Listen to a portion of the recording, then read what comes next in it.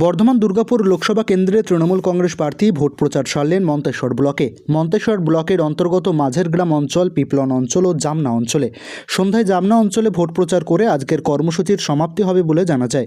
তৃণমূল কংগ্রেসের মনোনীত প্রার্থী কীর্তি আজাদকে সঙ্গে নিয়ে ব্লক নেতৃত্বের উদ্যোগে বিভিন্ন গ্রামে ভোট প্রচার করলেন তৃণমূল কংগ্রেসের কর্মী সমর্থকগণ।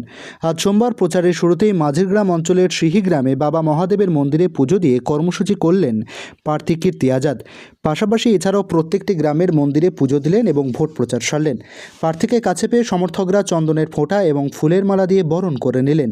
সাংবাদিকদের মুখোমুখি হয়ে তৃণমূল কংগ্রেসের প্রার্থী কীর্তি আজাদ বললেন, ভারতবর্ষের প্রধানমন্ত্রী নরেন্দ্র মোদী বলেছিলেন প্রত্যেকের অ্যাকাউন্টে 15 লক্ষ টাকা করে ঢুকে যাবে, কিন্তু সেই টাকা অ্যাকাউন্টে ঢোকেনি।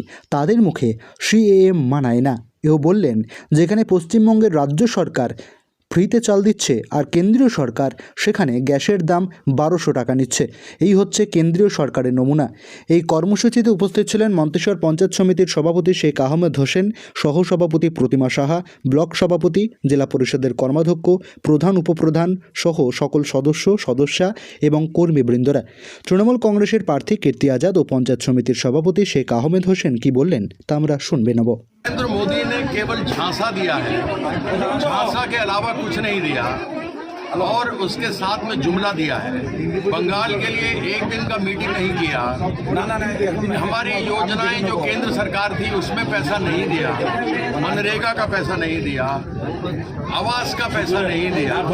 वो व्यक्ति आकर ढोंग रचाता है, घड़ियाल का आंसू बहाता है, क्योंकि उसने बंगाल के हित के लिए एक दिन भी मीटिंग नहीं किया। तो मिथुन चक्रवर्ती को कहिए जाके सिनेमा में करे, यहाँ पर आकर तथ्यों के साथ बात करें। जिसके पास तथ्य नहीं उसको बात करने का कोई अधिकार नहीं। और दीदी ने जो केंद्र सरकार को करना चाहिए था वो दीदी ने राज्य सरकार की तरफ से किया है। यह चुनाव केंद्र सरकार का है, नरेंद्र मोदी का है। नरेंद्र मोदी जवाब दे कि 2 करोड़ नौकरी हर साल का कहाँ गया। नरेंद्र मोदी जवाब दे कि काला धन विदेश से आना था वो कहाँ गया। नरेंद्र मोदी जवाब दे कि 15-15 लाख टका सबके बैंक अकाउंट में डालने वाला था वो कहाँ गया। नरेंद्र मोदी जवाब दे कि किसान का वो आय डबल करने वाला था। नरेंद्र मोदी जवाब दे कि एमएसपी अभी तक किसान का फिक्स क्यों नहीं हुआ है। नरेंद्र मोदी जवाब दे, उसने कहा था महिला की सुरक्षा पर करेंगे, महिला की सुरक्षा क्यों नहीं हुई। नरेंद्र मोदी जवाब दे कि महंगाई को हम रोकेंगे, उसमें पेट्रोल डीजल, घर के अंदर घरेलू गैस, ममता बनर्जी चावल देती है फ्री में,